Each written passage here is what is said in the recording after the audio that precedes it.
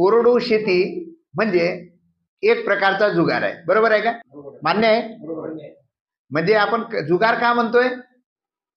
जेव्हा अशी शेती करतोय तर एक वर्ष निसर्ग जिंकतो, एक वर्ष मार्केट जिंकते, बाजार जिंकतोय, आणि तिसऱ्यांदा शेतकरी जिंकतो. आणि कोणाचा नंबर कधी येईल सांगता येतोय?